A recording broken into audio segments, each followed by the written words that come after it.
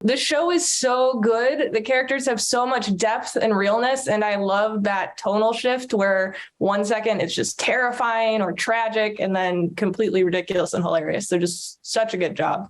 Oh, thank you so much. If you have a question, what you just said would be my answer.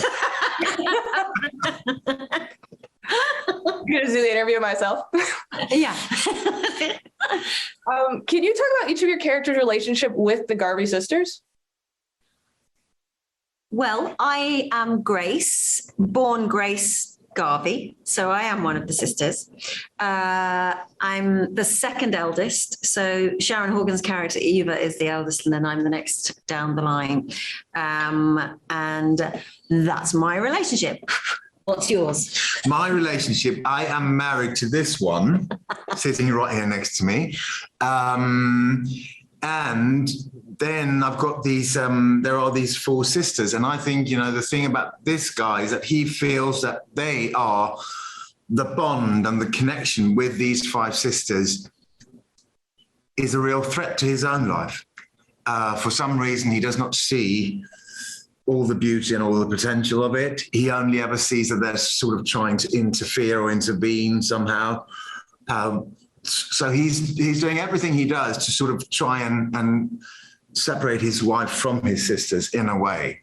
If that's sort of the short of what drives him, I think. Yeah, and Claes, your character, part of what's so terrifying about him is just how real this kind of darkness is in the world.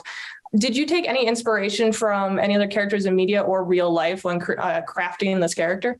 No, I took everything from myself. Everything came out of me. It's all in there. No, this sounds horrible, but it is kind of true in the sense that I do think that we all have everything that he is. We all have it in there. And it's just a question of, allowing those sides to come out. And it's also very easy with brilliant writing as this, because it's really in there. I mean, everything he says and does sort of allows him to expose all these sides. And then I do have like a couple of people in my background that I sort of, sometimes you when you get someone like this, you want it to be real and you want it to be sort of like, so you start thinking, can this actually really happen? Well, have I ever met someone like this? And I've met a couple of people that were actually worse than him. So I think, yeah. There has been like people out there that I've sort of, that this is an homage to. I like it. And then Anne-Marie, one of the things that was so interesting about your character is just seeing how the isolation and the gaslighting affects her and kind of just shrinks this character. Why do you think it's so important to show this type of character and this sort of abuse instead of the more traditional physical abuse that's shown on television?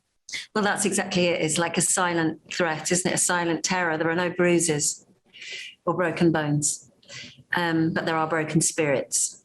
And it's always going to be important to tell stories, especially to represent people whose voices are gags. That's super important to me. Because I feel there still is, you still hear rhetoric around women inside coercive relationships about them being weak. Why don't they stand up to him or her? Why don't they leave? Why don't, and it's a sort of bewilderment, so there's still a sort of horrible flippancy around it. So yeah, I felt and feel that it's vital that we keep telling that story because it's a tale as old as time. This is not a 21st century dilemma. And, and as a woman, I'll always want to represent women who feel that they don't have a right to speak, and I've been made to feel that way. That's always going to be a primary concern for me. Well, thank you so much for taking the time to talk to me. The show is so good, and I cannot wait for more people to see it. Congratulations.